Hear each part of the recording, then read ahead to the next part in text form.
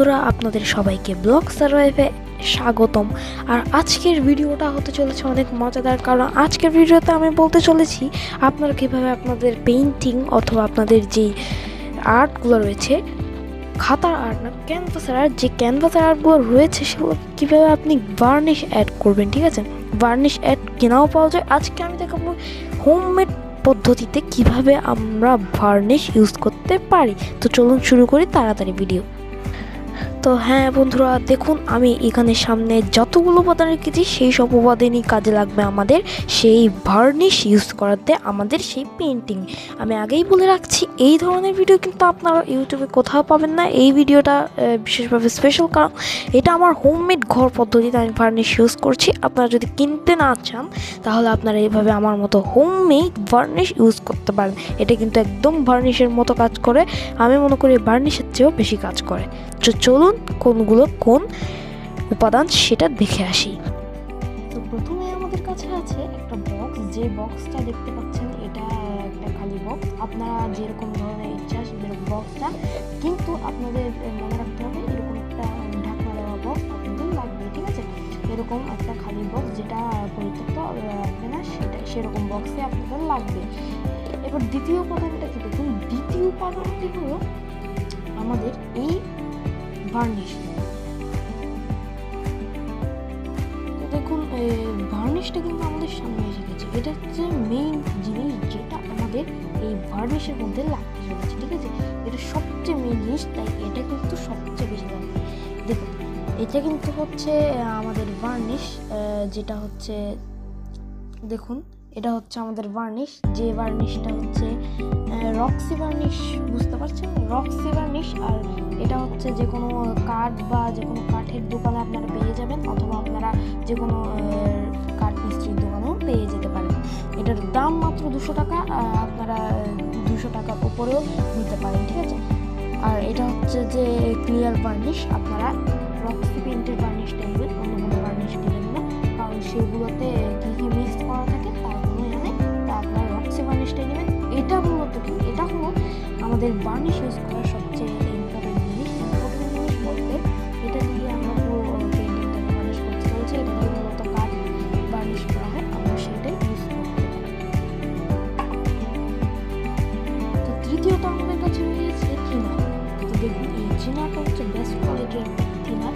এই থিনারটা কিন্তু আপনারা যে কোনো দোকান পেয়ে যাবেন, যে কোনো থিনারটা খুব সহজেই পাওয়া যায়, পাইকারি দোকানেও পাওয়া যায়। আপনারা নিয়ে নেবেন অবশ্যই, মনে করুন একটা ছোটো বোতল নিয়ে হবে, বেশি বোতল নিতে হবে না। তো বন্ধুরা এর পরের উপাদানটা হলো দেখুন আমাদের বিভিন্ন সাইজের ব্রাশ। এবার বলুন যে এই ব্রাশগুলো তো আমরাই নিতে পারি, এটা বলা কি আছে। বড় সাইজের ব্রাশ, একটা মিডিয়াম সাইজের ব্রাশ আর একটা ছোটো সাইজের ব্রাশ নিলেই হবে। আর চ্যাপটা নেবেন, গোল নেবেন না, কারণ চ্যাপটা দিয়ে সবচেয়ে বেশি হবে। আর দেখুন এটা আমি এই জন্য করছি একটা কারণে, সেটা হলো আপনি এই ব্রাশগুলো সাধারণ ব্রাশের সাথে তুলনা করে দেখতে পারেন, কোনোভাবেই কিন্তু মিলবে না। সাধারণ ব্রাশের সাথে তুলনা করে দেখলে এটা কিন্তু অনেক শক্ত একটা ব্রাশ, ওগুলো হচ্ছে নরম ব্রাশ। আপনাকে এখনই তুলনা করে দেখতে। তো দেখুন বন্ধুরা, আমি দুটো তুলি নিয়ে এসেছি।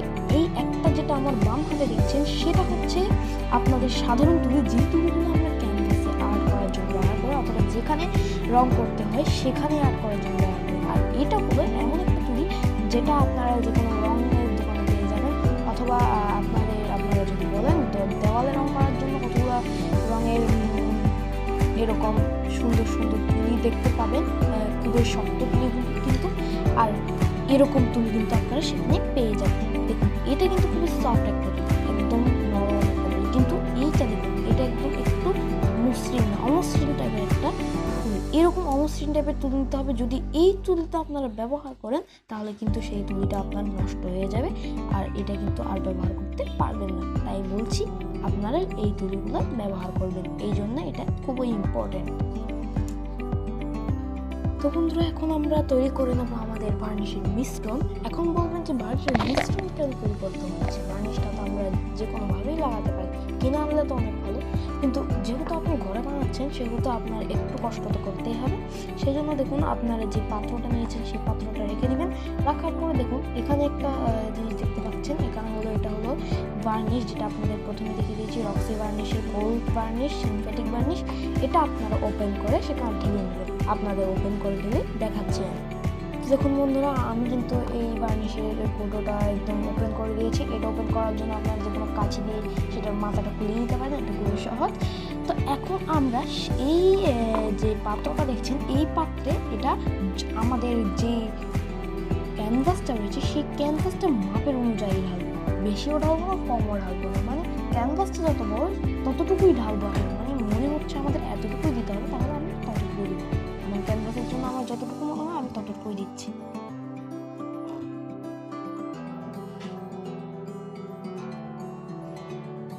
দেখুন আমার কিন্তু মনে হচ্ছে ক্যানভাসের মধ্যে এতটুকুই কিন্তু যথেষ্ট হবে। এর চেয়ে বেশি দিলে কিন্তু ক্যানভাসের জন্য বেশি পড়ে যাবে, আর আমরা কিন্তু পরে যে সেই জিনিসগুলো কোথাও দিতে পারবো। এবার আমরা এটার ঢাকনাটা খুব ভালোভাবে বন্ধ করে দেবো, ঠিক আছে? তো দেখুন বন্ধুরা, এখন আমরা থিনারের কাজটা শুরু হয়ে গেছে। এখন আমাদের থিনারটা ঢাকনাটা খুলতে হবে। ঢাকনাটা খুলে আমাদের কি করতে হবে, এক ঢাকনার চেয়েও কম, অর্থাৎ এক চামচের চেয়েও কম এরকম থিনার নিতে হবে। এক ঢাকনার চেয়েও কম এরকম থিনার নিয়ে যতটুকু দিতে সবগুলো দিয়ে দিতে হবে। থিনার নিয়ে এখানে উপর ঢেলে থিনারটা ভালোভাবে বন্ধ করে দেবেন, ঢাকনাটা ভালোভাবে বন্ধ করে দেবেন।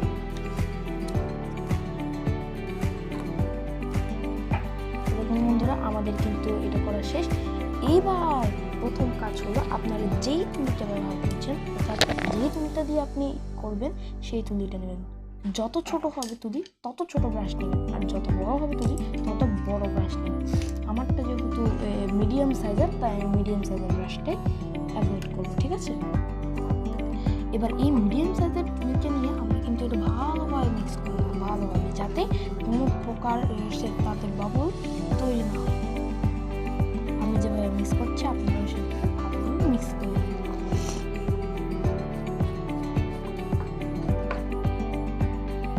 তো বন্ধুরা দেখুন, আমাদের কিন্তু এটা রেডি হয়ে গেছে। এবার আমরা এটা অ্যাপ্লাই করব। অ্যাপ্লাই করার জন্য প্রথমে এটা একটু ভালো করে নাড়িয়ে নিয়ে নেবেন তুলির মধ্যে নেওয়ার পরে এটা সুন্দর করে বার্নিশটার মধ্যে ছড়িয়ে দিবেন। অর্থাৎ এভাবে যেভাবে আমি দিচ্ছি স্টেপ বাই স্টেপ সেভাবে করবেন, না হলে অনেক কিছু হয়ে যেতে পারে।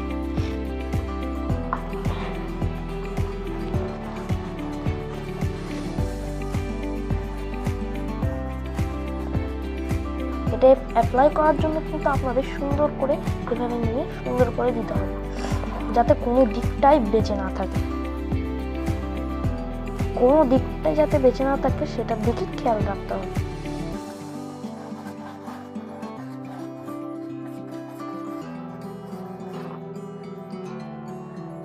এভাবে আপনারা সুন্দর করে এটা অ্যাপ্লাই করে দিতে পারেন। তো দেখুন বন্ধুরা, আমার কিন্তু পুরো ক্যানভাসটাতেই বার্নিশটা ইউজ করা শেষ। আমি ফিনিশিং কাজটা দিয়ে কিন্তু বার্নিশটা শেষ করে দিয়েছি। এবার একটা কথা মাথায় রাখবেন,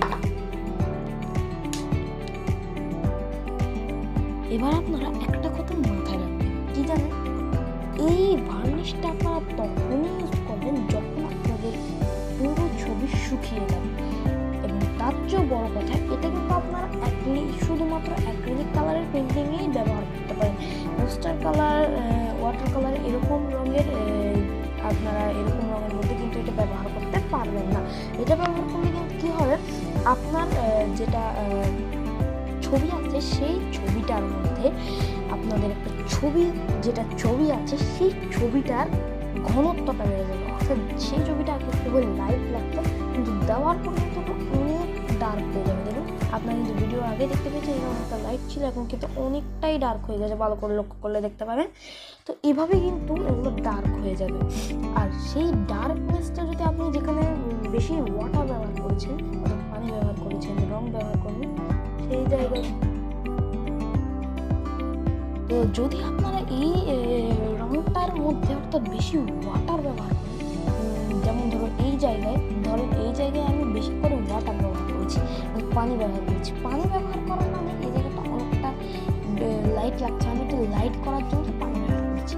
তো সেই পানিটা যেই জায়গাটা রয়েছে সেই পানিটার মধ্যে মধ্যে যদি এই বার্নিশটা দিয়ে লাগে তাহলে কিন্তু ওটার ডার্কনেস বেড়ে যাবে, যার কারণে ওটা যেহেতু বার্নিশটাও একটু হলুদ টাইপের, তাহলে আপনার যেটা লাইট কালার আছে অর্থাৎ আপনি যেটা ওয়াটার দিয়ে লাইট কালার করছেন সেই লাইট কালারে কিন্তু হলুদ দাগ চলে আসবে।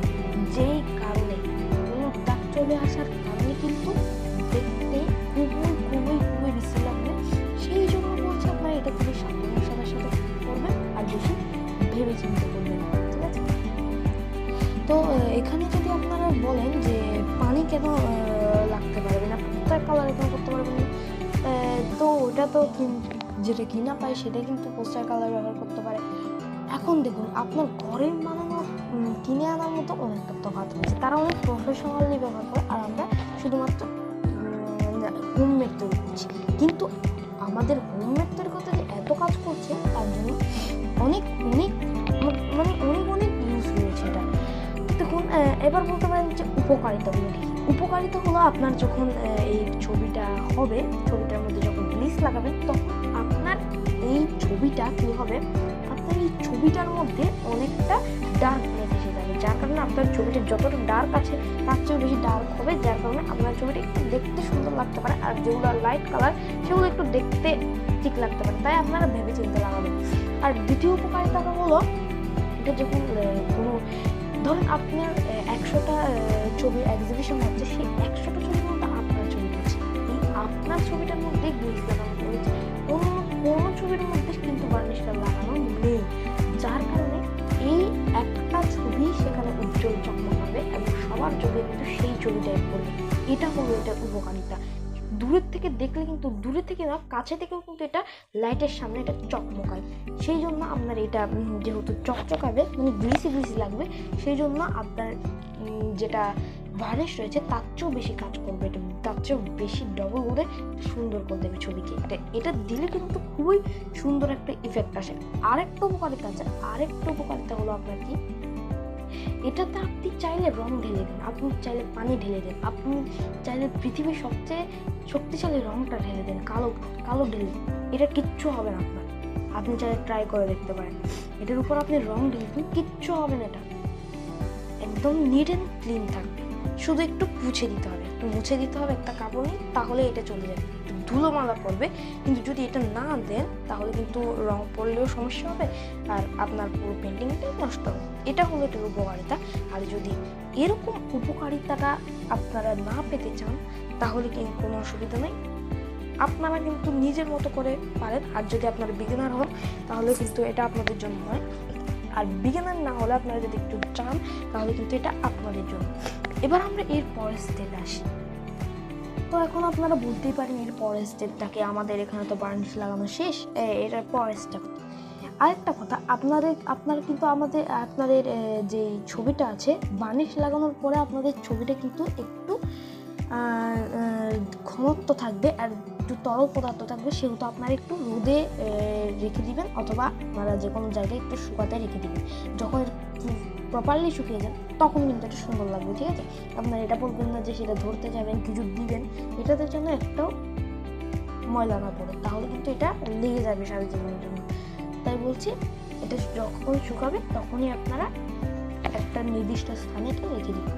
তো দেখুন এটা লাস্ট কাজ হচ্ছে, এটা তো বানিয়ে দেওয়া শেষ, এখন কি কাজ হচ্ছে? এখন লাস্ট কাজটা হচ্ছে আপনার তুলি পরিষ্কার। তুলি পরিষ্কার কেন করতে হবে? তুলিটা যদি আপনি পানি দিয়ে পরিষ্কার করতে চান, এখন তো তুলিটা নোংরা, দেখুন একটু বার্নিশ লেগে আছে, এখন যদি আপনি পরিষ্কার না করেন বা পানি দিয়ে পরিষ্কার করতে চান, আপনার পুরো তুলিটা হলো গেল, একেবারে গেল, আপনার শেষ হয়ে যাবে পুরো তুলিটা, একদম পাথর হয়ে যাবে। তাই আপনারা পানি দিয়ে, অথবা পানি দিয়ে তো কখনোই চুয়াবেন না, একটু পানির ফোঁটাও পড়তে দেবেন না এই তুলিটাতে, আর না ধুয়েও রেখে দিবেন না। এবার বলেন কীভাবে ধুবো আমরা, এটাকে কীভাবে পরিষ্কার করবো? আপনার কাপড় দিয়ে পরিষ্কার করতে পারেন, কিন্তু সেটাও করবেন না, কারণ সেটা দিলেও আপনার এটা শক্ত হয়ে যাবে। সেটার জন্য একটা উপায় হচ্ছে থিনার। আপনার থিনারটা নেবেন, থিনারের ঢাকনা করবেন, থিনারের ঢাকনা করে সুন্দর করে এই থিনারটা এই যেটা আছে এটার উপর ঢেলে দিন। ঢালার পরে এটা ভালো করে শুকাতে দিবেন, এভাবে শুকাতে দিবেন না, এটা এভাবে রেখে দিবেন, কিছুক্ষণ রাখলে সেটার পানিটা ঝরে যাবে। তারপর আপনারা কি করবেন, তারপর একটা এরকম কাপড় নিয়ে নেবেন যেটা আপনাদের লাগবে না বা যেটাতে আপনারা রং মুছেছেন, এরকম কাপড় নিয়ে আপনারা কী করবেন, সেই কাপড়টার মধ্যে এটা এভাবে রাখবেন, রেখে দুই পাশ থেকে জড়িয়ে ধরে সুন্দর করে এভাবে যেভাবে আপনারা গা হাত মুছছেন সেভাবেই সুন্দর করে এভাবে একটু করে ভালোভাবে ঘষে, একদম ভালোভাবে ঘষে দিবেন। ভালোভাবে ঘষে দিলে আপনার এটা সুন্দর থাকবে। এবার দেখুন যখন পুরোপুরিভাবে শুকিয়ে যাবে তখন এটা একদম সেফ থাকবে, এটা আমি আপনাদের গ্যারান্টি দিতে পারি। তো এইভাবেই কিন্তু আপনারা এটাকে একদম পরিষ্কার করে তুলতে পারেন। এটা কিন্তু কোনোভাবে পানিতে আক্রান্ত হবে না, কোনোভাবে এটা শক্ত হবে না, এটা আমি গ্যারান্টি দিতে পারি, ঠিক আছে। তো বন্ধুরা কথা বলতে বলতেই কিন্তু আমাদের এই ছবিটা শুকিয়ে গেছে, দেখতেই পাচ্ছেন খুবই ভালোভাবে চমকাচ্ছে। আপনাদের হয়তো ভিডিওতে দেখা যেতে পারে না, কিন্তু আপনারা দেখুন এই জায়গাটা দেখুন, এই জায়গাটা যদি আপনারা দেখুন একটা চমক পড়ছে, এটা কিন্তু লাইটেরই চমক, কারণ এটাতে লাইট পড়ছে, ঠিক আছে। এগুলোতে পড়ছে কিন্তু আপনারা দেখতে পাচ্ছেন না, কারণ এটা ভিডিও করেছি তাই। তো দেখুন এভাবে লাইট পড়ছে, কিন্তু এইভাবে যদি আপনারা এভাবে ব্লিচ দেন তাহলে কিন্তু এটা পুরোটাই এভাবে হয়ে যায়। তো আশা করি এই ভিডিওটা সবার ভালো লেগেছে। যদি ভালো লেগে থাকে তাহলে অবশ্যই একটা লাইক এবং অবশ্যই সাবস্ক্রাইব করতে ভুলবেন না যদি আপনার চ্যানেল নতুন হয়ে থাকেন, এবং একটু শেয়ার করে দেবেন। যদি ভিডিওটা ভালো লেগে থাকে তাহলে অবশ্যই লাইক করবেন। Bye bye.